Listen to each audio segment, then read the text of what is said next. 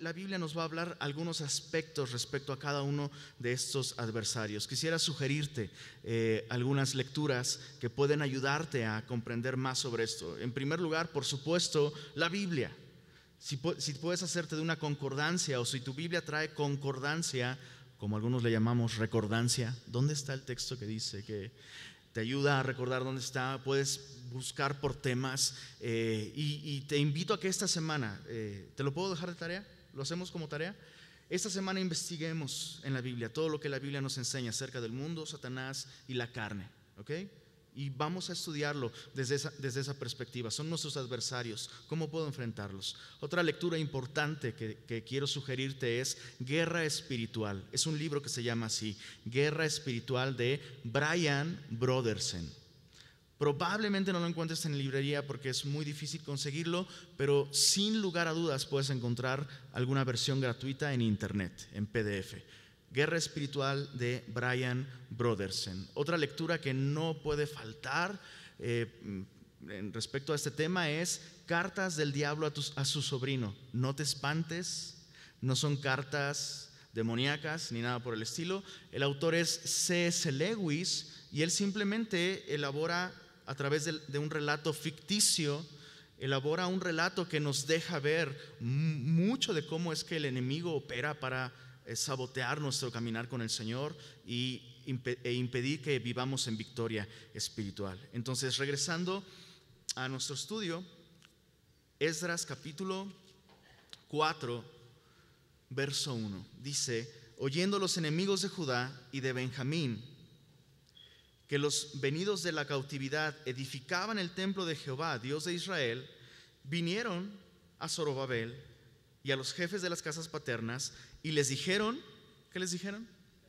Edificaremos con vosotros, porque como vosotros buscamos a vuestro Dios y a él ofrecemos sacrificios desde los días de Esar-Adón, rey de Asiria, que nos hizo venir aquí. ¿Quiénes son estos que vinieron con los del pueblo de Israel? Los enemigos. ¿Se dice cuenta? Verso 1, oyendo los enemigos que estaban edificando, vinieron y dijeron: vamos a edificar juntos. Hey, nosotros también buscamos al mismo Dios que ustedes buscan. Juntos vamos a hacer algo muy padre, diversidad. Todos los caminos llevan a lo mismo. Podemos vivir en armonía. Y mira qué maravilloso, peace and love. Vamos a edificar juntos. La Biblia dice, hey, no, eran enemigos. Y de alguna manera aquí estamos viendo una representación de cómo es que el mundo opera como nuestro adversario. El mundo, la primera táctica que va a adoptar es hacerte pensar que el mundo es tu amigo. Es decir, que el estilo de vida que el mundo propone, que las ideas, los valores del mundo no necesariamente están en contra de Dios. Y tenemos que tener mucho cuidado. Tenemos que tener mucho cuidado porque de hecho, algo que arroja mucha luz al respecto de esta idea, ¿no? La Biblia nos dice que la amistad con el mundo es enemistad contra Dios. Entonces el mundo va a venir y te va a decir: hey, seamos amigos, sé cristiano. Ya creíste en Cristo, ok, padrísimo, padrísimo. Qué bueno que crees en Cristo, qué bueno que leas tu Biblia, qué bueno que vayas a la iglesia, pero puedes seguir viviendo como hasta ahora. Podemos seguir edificando. Podemos mejorar tu vida. Está bien que sumaste a Jesús, pero no me saques de tu vida. Es lo que el mundo te va a decir. Ahora, aquí la Biblia nos deja ver muy claramente que estos enemigos que vinieron con el pueblo de Israel son son samaritanos. Verso 17 nos deja ver que estos enemigos son samaritanos. ¿Cuál es el origen de los samaritanos? ¿Qué onda con los samaritanos? Segunda de Reyes capítulo 17 nos deja ver el origen de estos enemigos, a quienes la Biblia llama samaritanos. Segunda de Reyes capítulo 17, verso 24.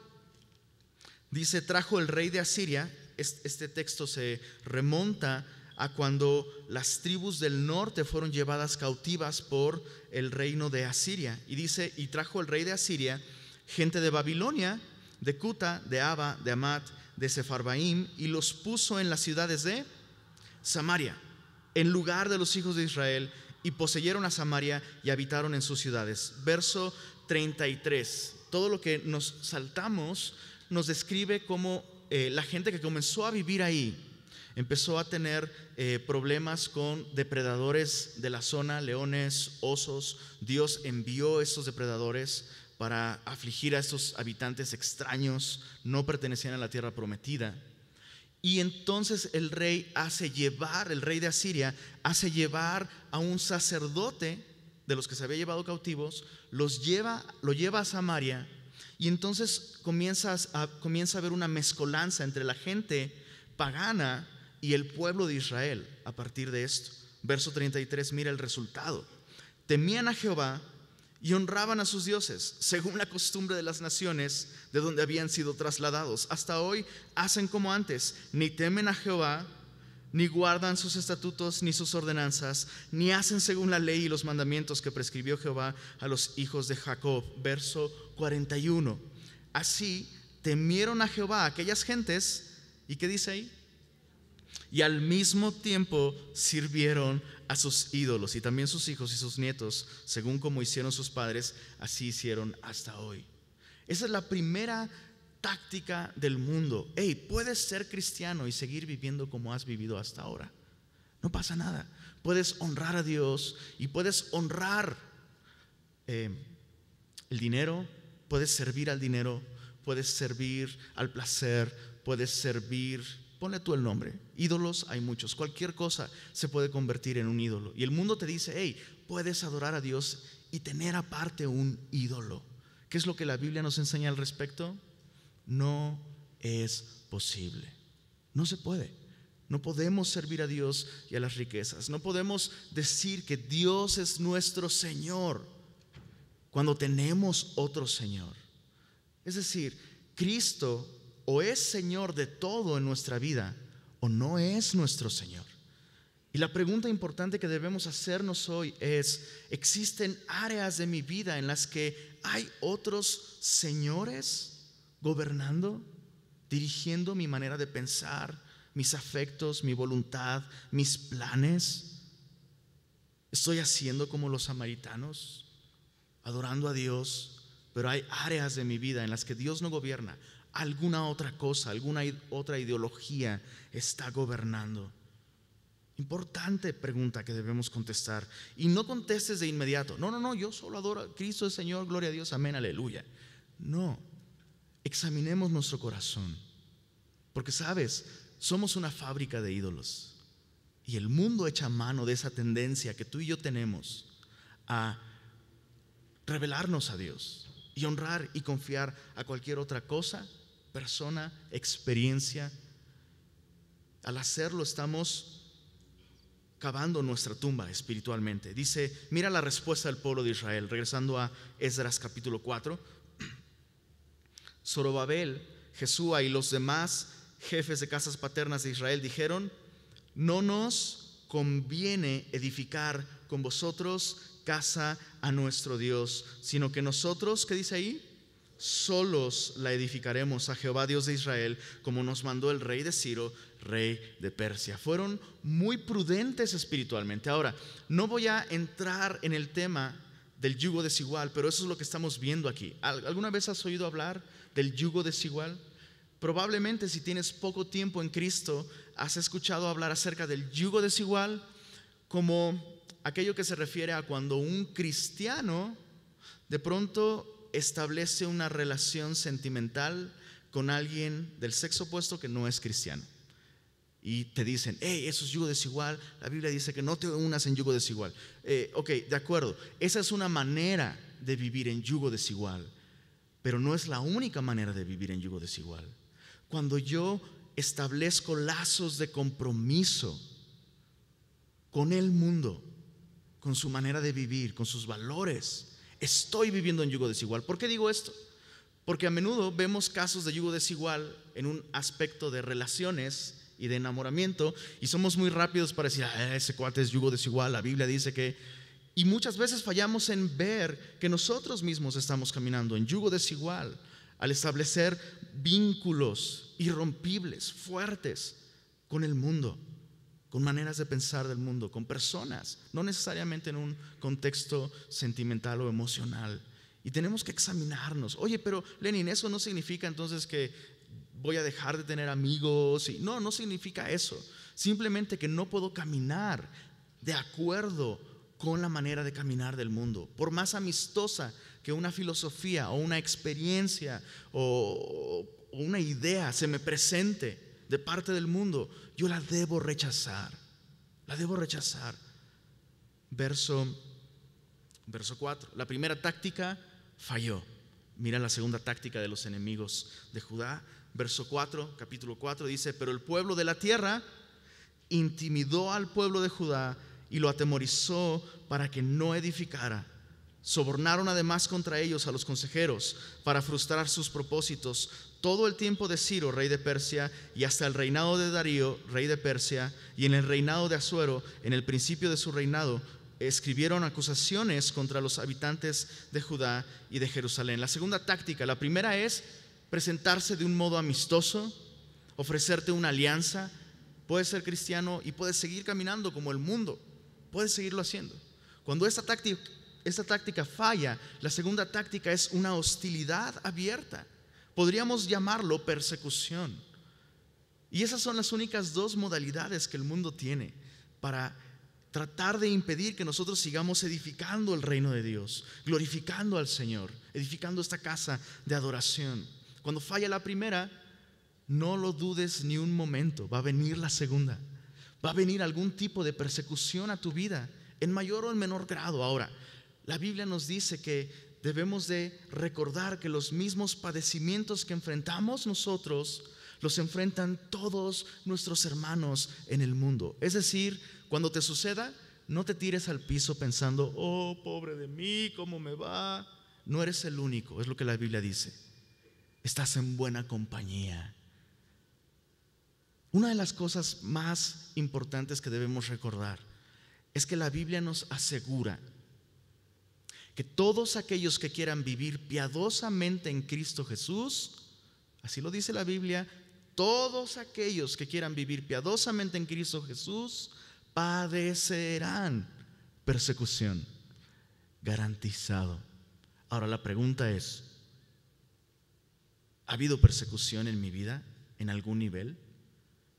Es decir, aquí en el DF probablemente es muy difícil que alguien golpee a otra persona por ser cristiana, a menos que el cristiano en cuestión sea una persona muy molesta y de plano esa persona le dé sus 2, 3 catorrazos. Pero hay lugares en el mundo en donde los cristianos literalmente están derramando sangre con tal de no negar su fe. Su propia sangre está siendo derramada, están padeciendo persecución. El día de hoy nosotros aquí en una ciudad como esta, la persecución puede ser diferente, pero persecución al fin de cuentas.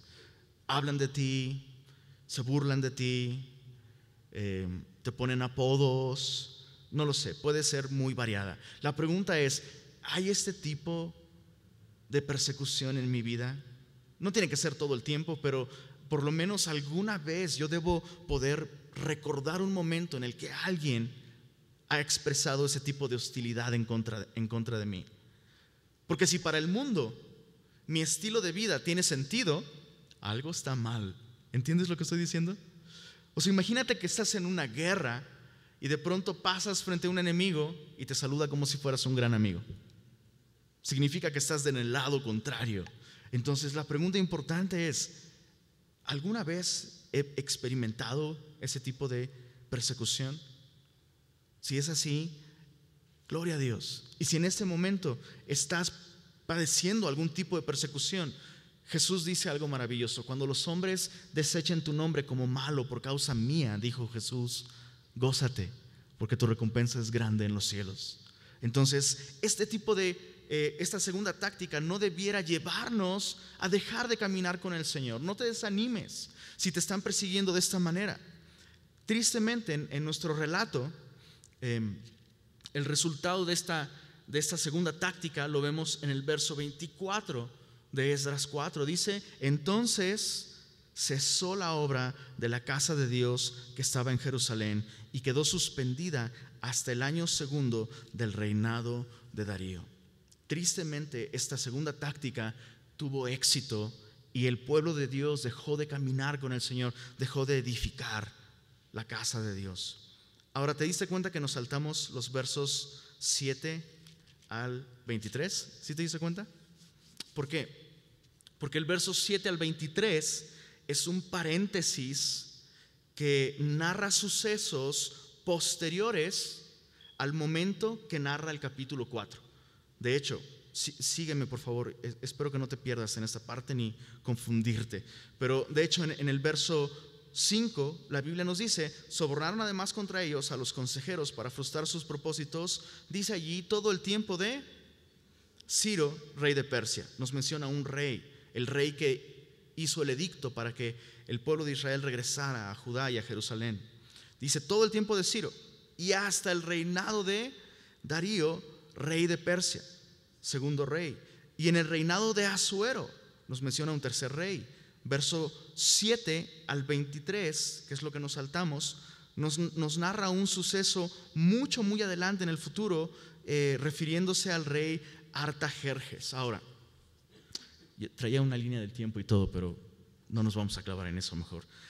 Basta saber que esta sección que hemos tomado aparte como paréntesis nos deja ver al segundo enemigo que estamos estudiando el día de hoy, y es, dijimos, Satanás. Ahora, ojo, Satanás puede usar al mundo, Satanás puede estar detrás del mundo para lanzar ataques en contra de nosotros, oposición, resistencia a nuestro caminar con el Señor. Satanás también puede instigar o apelar a nuestra propia carne. Nosotros vivimos por años, literalmente, bajo el dominio de Satanás, bajo su reino. Entonces, sabe qué cosas nos gustan, sabe qué cosas nos tenían cautivas en el pasado y sabe cómo nos comportamos. Entonces, de pronto, Satanás puede también apelar a la carne para atacarnos.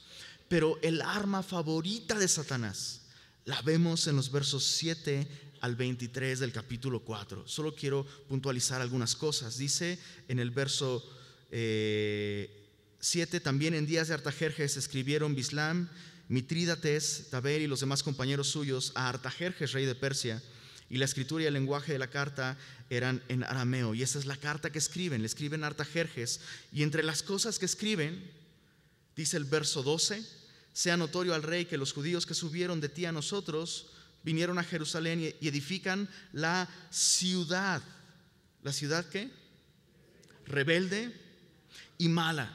Ojo, por eso también entendemos que esto corresponde a un periodo posterior, porque en Esdras están edificando el templo, en Nehemías es cuando están edificando la ciudad. Entonces, esta carta es de un tiempo posterior, pero hoy nos revela algo. La táctica favorita de nuestro adversario, el diablo, es la acusación. Mira, esta carta está llena de acusaciones. Esta ciudad es rebelde, es mala. Verso 15 dice: para que se busque en el libro de las memorias de tus padres, hallarás en el libro de las memorias y sabrás que esta ciudad es rebelde y perjudicial. Y dice: y que de tiempo antiguo forma en medio de ellas rebeliones. Las acusaciones de Satanás son el arma favorita del diablo para hacer que tú y yo dejemos de edificar, dejemos de adorar, dejemos de caminar con el Señor.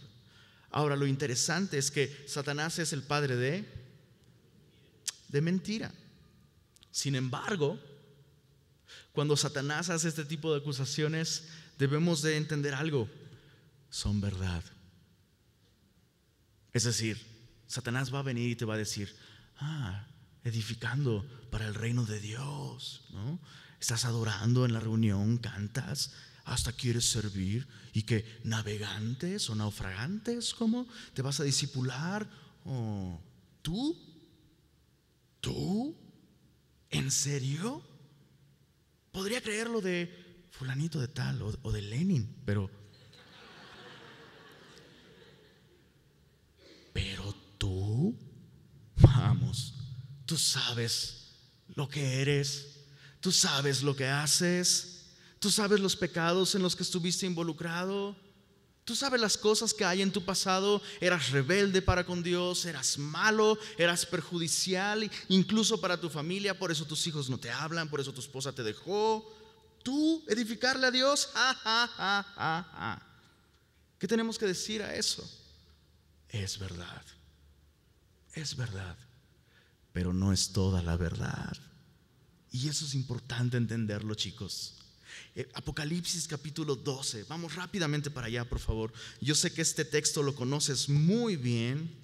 Si no lo conoces textualmente, lo conoces en la experiencia. Apocalipsis 12, verso 10. En la última parte del verso 10 dice: ha sido lanzado fuera el acusador de nuestros hermanos. Escucha esto: el que los acusaba delante de nuestro Dios, ¿cada cuánto? Día y noche. No te quepa duda, va a usar cualquier medio posible para estar acusándote a ti constantemente. Ahora nos dice aquí la Biblia, verso 11: ellos, es decir, nuestros hermanos, ellos le han, ¿qué cosa? Vencido por medio de la sangre. Por medio de la sangre. La sangre derramada de Cristo en la cruz del Calvario ha borrado todos nuestros pecados. Escucha esto: pasados, presentes y futuros. ¿Qué quiero decir con esto? ¿Que tenemos licencia para pecar? No, Dios nos libre, y hemos sido muy enfáticos sobre eso. Dios nos libre, no es una licencia para pecar, pero es nuestra bendita seguridad. Lo cantábamos, ¿o no lo cantamos hace rato? No, ¿eh? Creo que no lo cantamos. ¿Cómo puedo limpio ser? Solo por la sangre de Cristo. Hermoso es el caudal que limpia todo mal. No hay otro manantial, solo por la sangre de Cristo. Pero no solo a través de la sangre, dice aquí, le han vencido, sino dice aquí por medio de la sangre y por medio de, verso 11, la palabra. ¿Cómo puedo yo recordar y saber y confiar en el poder de la sangre de Cristo si no vengo a aprender de ella en la palabra de Dios? Uno de los versos más importantes en los que puedes meditar se encuentra en el libro de Pablo a los Romanos, la carta de Pablo a los Romanos. En el capítulo 8 la Biblia nos dice que no hay, es lo que nos dice la palabra: no hay pues ninguna condenación para los que están en Cristo Jesús. No hay ninguna condenación. ¿Puedes decirlo conmigo? No hay ninguna condenación para los que están en Cristo Jesús. Ahora, a lo mejor yo soy muy intenso, pero no estamos diciendo el limón bajó a 14 pesos el kilo. Creo que a veces podríamos decir eso con más convicción y alegría. Que no hay ninguna condenación. ¿Lo escuchaste? Ninguna condenación si estás en Cristo Jesús. No escuches al adversario, no escuches sus acusaciones. Vénselo por medio de la sangre y la palabra. Regresando a Esdras, capítulo 5. Entonces el adversario pudo parar la obra de Dios, la reconstrucción del templo. Pero ahora en el capítulo 5 nos dice profetizaron. Verso 1, capítulo 5: Ageo y Zacarías, hijo de Ido, ambos profetas, a los judíos que estaban en Judá y en Jerusalén, en el nombre del Dios de Israel, quien estaba sobre ellos. Entonces, a partir de esta profecía, dice: se levantaron Zorobabel, hijo de Salatiel, y Jesúa, hijo de Josadac, y comenzaron ¿a qué cosa? Reedificar la casa de Dios que estaba en Jerusalén, y con ellos los profetas de Dios que les ayudaban. El texto aquí nos dice que ellos comenzaron a profetizar, ¿no? Y si tú vas a Ageo y a Zacarías, capítulo 1, ambos libros, revísalos. En su capítulo 1, la Biblia nos dice que ellos comenzaron a profetizar en el año segundo del reinado de Darío, esto es en el 520 a.C. Y a partir de eso podemos llegar a la conclusión de que la obra de Dios se detuvo por 15 años. Por 15 años el pueblo de Israel estuvo, la tribu de Judá específicamente, estuvo en Jerusalén y no edificaron el templo de Dios. 15 años la obra parada, completamente parada. ¿Qué es lo que reactivó la edificación del templo? La profecía, es decir, la palabra de Dios, palabra de Jehová vino a sus profetas. Ahora, con ello nos deja ver algo la Biblia aquí. La palabra de Dios vino para apuntar y señalar al tercer enemigo que estaba operando en medio de esta oposición. Y el tercer enemigo es, ya estudiamos, el primero fue el mundo, el segundo es Satanás y el tercero es la carne. Ojo, porque ese es un enemigo que no está fuera de nosotros, sino adentro. Ahora sí que cada vez que te vas a dormir, literalmente te vas a dormir con el enemigo. No confíes en ti, no busques gratificarte a ti mismo, no busques tu voluntad, busca la voluntad de Dios. Una breve consideración del mensaje de Ageo nos va a dar una idea del mensaje que Dios les hizo escuchar. Vamos rápidamente a Ageo capítulo 1.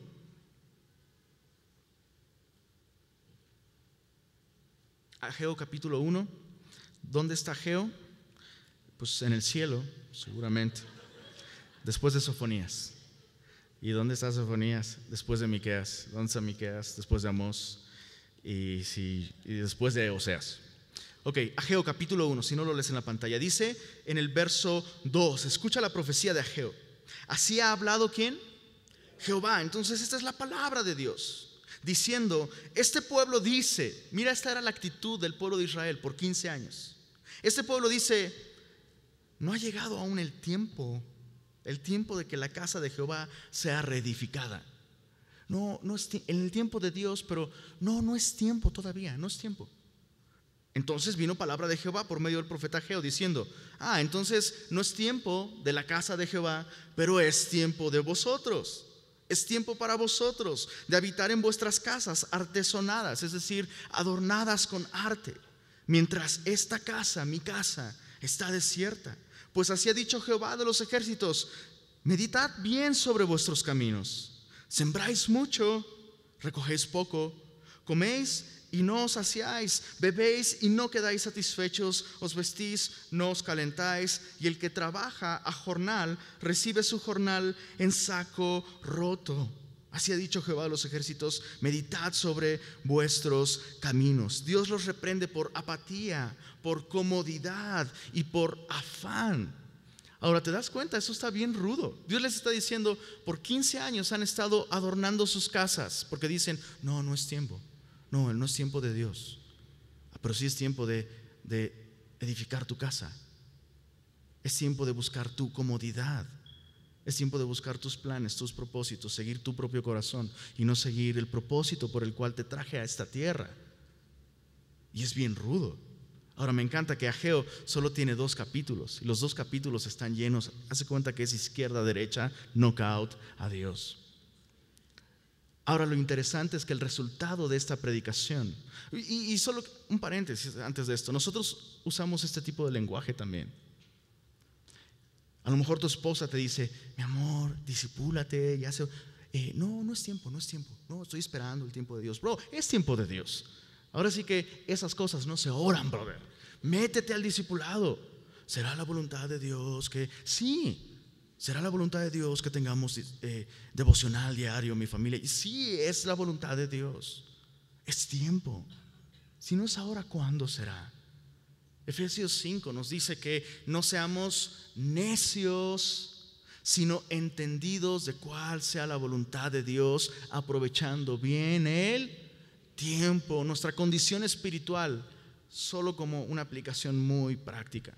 Nuestra condición espiritual en gran medida está determinada no por cómo predica el pastor, no por cómo hace ministerio la iglesia en la que estoy, sino por cómo yo estoy usando el tiempo. Es tiempo de Dios. Inviértelo en el Señor, inviértelo en conocerlo, tener comunión con otros creyentes, en servir. Es tiempo de Dios. Ahora te das cuenta el afán de esta gente, ¿no? Dice Dios, hey, checa bien cómo te está resultando tu plan de vivir para ti. Siembras mucho, recoges poco. Comes, no te sacias. Bebes, no hay satisfacción. No te calientas cuando te vistes. Y echas constantemente tus recursos en saco roto. ¿Alguna vez te ha pasado que echas una moneda en tu bolsillo y te das cuenta en ese instante que tu bolsillo está roto? Pregunta, ¿levantas la moneda del piso y la vuelves a echar en la misma bolsa? No, Dios les está diciendo eso. O sea, estás viviendo para ti, no hay satisfacción y sigues así. Lo que estás haciendo es echar tu vida en un saco roto. La estás perdiendo porque crees que la estás ganando. Entonces Ageo les habló bien rudo. No vamos a invertir más en eso, pero el resultado de la predicación de Ageo, mira esto.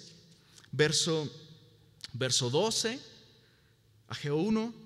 Oyó Zorobabel, hijo de Salatiel, y Josué, hijo de Josadac, sumo sacerdote, y todo el resto del pueblo, la voz de Jehová su Dios y las palabras del profeta Ageo, como le había enviado Jehová su Dios, y temió el pueblo delante de Jehová. Entonces Ageo, enviado de Jehová, habló por mandato de Jehová al pueblo, diciendo, yo estoy con vosotros. Me encanta.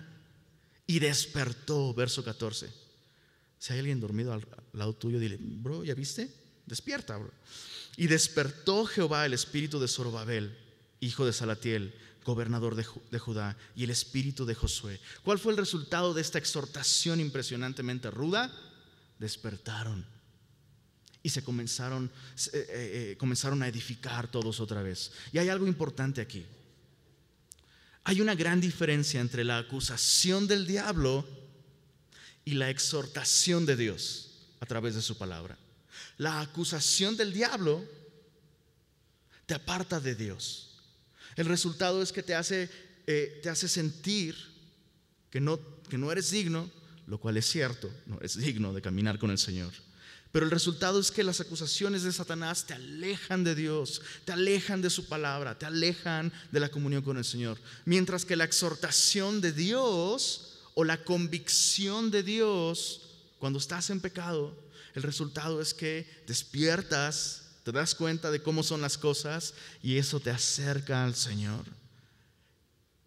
Es importante diferenciar estas dos voces, porque si son acusaciones del diablo que te condenan, ¿qué es lo que tienes que hacer? Resistir al diablo, someterte bajo la poderosa mano de Dios, y el diablo huirá de ti. Pero si son exhortaciones que vienen de parte de Dios, ¿qué es lo que tienes que hacer? Ahí sí tienes que prestar oído y responder a la exhortación de Dios. Capítulo 5. El resto del capítulo nos muestra cómo efectivamente el pueblo de Israel comenzó a edificar después de la predicación de Ageo y Zacarías, y una vez más se levanta el adversario. Llegan con ellos a intimidarlos y dice en el verso 3: en aquel tiempo vino a ellos Tatnai, gobernador del otro lado del río, y Setar-Bosnai y sus compañeros, y les dijeron así: ¿quién nos ha dado orden para edificar esta casa y levantar estos muros? Ellos también preguntaron: ¿cuáles son los nombres de los hombres que hacen este edificio? O sea, ¿con qué autoridad haces esto? Una vez más, intimidación. Ahora mira en el verso 11. A partir de esto, este gobernador del otro lado del río le manda una carta a Darío, y parte de esta carta la estamos husmeando aquí en el verso 11. Le reportan esto a Darío. Fuimos, les preguntamos que quién les dio autoridad, y ellos nos respondieron así, verso 11. Mira la respuesta: nosotros somos ¿qué? Siervos del Dios del cielo y de la tierra. ¿De qué nos habla esto? Ellos están pidiendo nombres y ellos dicen: no tenemos nombre, no se trata de nosotros, no somos nada. Somos siervos. Humildad, humildad. Hay un poder tan asombroso en la humildad que muchas veces esa es como la última trampa del adversario. Y qué increíble, ¿no? Que de pronto puedes comenzar a caminar bien con el Señor y vencer estos primeros adversarios y todas estas tácticas, y de pronto te empiezas a sentir orgulloso de eso. Ya caíste en otra trampa del diablo. Debemos mantenernos humildes. Dice, ellos respondieron: somos siervos del Dios del cielo y de la tierra, reedificamos la casa que ya hace muchos años antes había sido edificada. Dice el verso 12: mas después que nuestros padres provocaron a ira al Dios de los cielos, Él los entregó en mano de Nabucodonosor, rey de Babilonia, caldeo, el cual destruyó esta casa y llevó cautivo al pueblo a Babilonia. Entonces ellos están procediendo con humildad, pero también reconocen el pecado que llevó finalmente a la ruina de esta casa que ellos están edificando. Santiago capítulo 4 nos dice algo que tiene que ver con esta actitud del pueblo de Israel aquí. Santiago capítulo 4 dice en el verso 7: someteos pues a Dios, resistid al diablo, ¿y qué hará? Huirá de vosotros. Eso es lo que constituyó la victoria espiritual del pueblo de Israel. Ahorita lo vamos a ver, pero eso es lo que ellos están haciendo. El diablo viene con amenazas, sigue tratando de intimidar, de parar la obra de Dios en tu vida, en este caso en la vida de ellos, ¿verdad? ¿Y cuál es la manera de ellos de responder? Se someten a Dios, somos siervos de Dios, siguen edificando, resisten al diablo, el diablo huye de ellos. El resto del capítulo 5 y capítulo 6, del verso 1 hasta el verso 5, nos describe cómo Darío recibe esta carta de este gobernador, la lee, investiga si es cierto que los judíos habían recibido la instrucción de Ciro para reedificar esa casa, y se encuentra con que es cierto.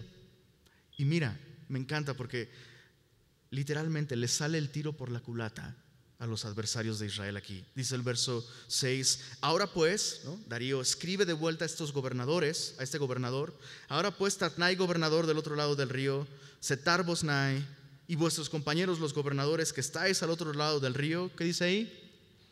Alejaos de ahí, sáquense de ahí.